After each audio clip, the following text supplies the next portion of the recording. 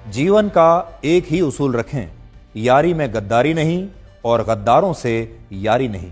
हमेशा याद रखें, सफलता तभी मिलती है जब आपके सपने आपके डर से बड़े हो जाते हैं। मन और मकान को वक्त वक्त पर साफ करते रहना चाहिए, क्योंकि मकान में बेमतलब का सामान और मन में बेमतलब की गलतफहमियां भर जाती हैं। इसलिए मन में भरकर नहीं, बल्कि मन भरकर जिएं। हमेशा लोगों के दिलों में सेव रहिए, क्योंकि अगर आप मोबाइल फोन की गैलरी में सेव रहेंगे तो कभी भी डिलीट हो सकते हैं। शतरंज में वजीर और जिंदगी में जमीर अगर मर जाएं तो समझिए खेल खत्म।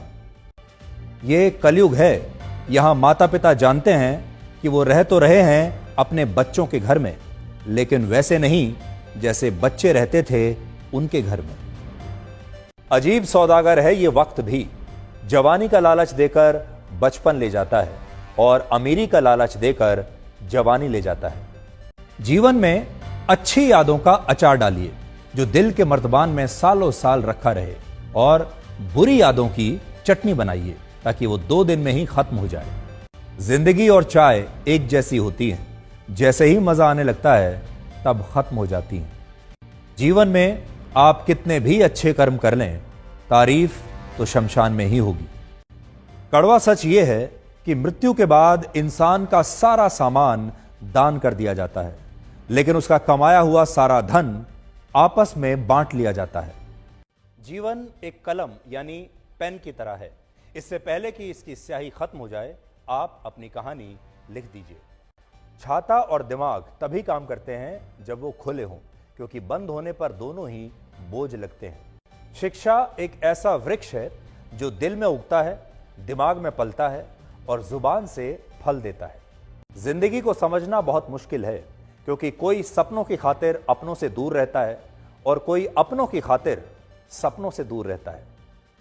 कितनी अजीब बात है, आंखें तालाब नहीं फिर भी भर आती हैं, दिल कांच नहीं फिर भी टूट जाता है, और इंसान मौसम नहीं फिर भी बदल जाता है।